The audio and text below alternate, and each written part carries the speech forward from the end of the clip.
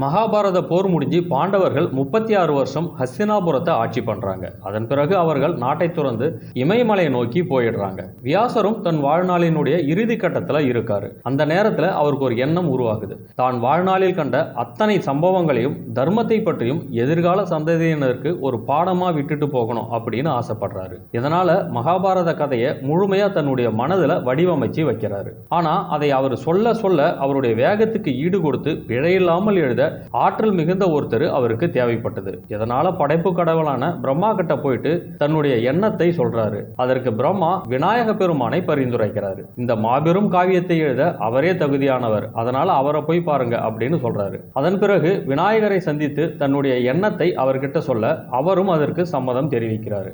ஆனா தான் எழுத தொடங்கிய பிறகு எனது பேனா நிக்காம ஓடிக்கிட்டே இருக்கணும், அதாவது இடையில நீங்க நிறுத்தாம சொல்லிக்கிட்டே இருக்கணும், ஒரு கணம் சொல்ல தயங்கினாலும் நான் எழுதுவதை நிறுத்திடுவேன் அப்படின்னு சொல்லி ஒரு நிபந்தனையை விதிக்கிறாரு. அதற்கு வியாசரும் சம்மதம் தெரிவிச்சுட்டு இவர் விநாயக பெருமானுக்கு பதில் நிபந்தனையை விதிக்கிறாரு. அது என்னன்னா, நான் சொல்லக்கூடிய ஒவ்வொரு ஸ்லோகத்தின் பொருளையும் நீங்க முழுமையா புரிஞ்சுக்கிட்ட பின்னாடி தான் எழுதணும் அப்படின்னு சொல்றாரு. அதற்கு விநாயக பெருமானும் சம்மதம் தெரிவிக்கிறாரு. அதன் பிறகு மகாபாரதத்தை எழுத உத்தரகாண்ட் மாநிலம் பத்ரிநாத் அருகே இருக்கும் மனா அப்படிங்கிற ஒரு சிறிய கிராமத்தில் அமைந்திருக்கக்கூடிய ஒரு குகையில எழுத ஆரம்பிக்கிறாங்க. இமயமலை அடிவாரத்தில் திபெத் எல்லைக்கு மிக அருகில் இருக்கும் அந்த குகையில உட்கார்ந்து வியாசர் சொல்ல சொல்ல விநாயக பெருமான் மகாபாரதத்தை எழுதுறாரு. வியாசருக்கு அடுத்த ஸ்லோகத்தை யோசிக்க நேரம் தேவைப்பட்டது அப்படின்னா கடினமான ஸ்லோகங்களா விநாயகருக்கு சொல்லி அதற்கு விநாயக பெருமான் பொருள் புரிஞ்சு எழுதுறதுக்குள்ள அந்த சின்ன இடைவெளியில வியாசர் அடுத்த ஸ்லோகத்தை யோசிப்பார் அப்படின்னு சொல்லப்படுது. கிட்டத்தட்ட 1000 நாட்களுக்கும் மேலாக இடைவிடாமல் இந்த மாபெரும் இதிகாசம் உருவாக்கப்பட்டது.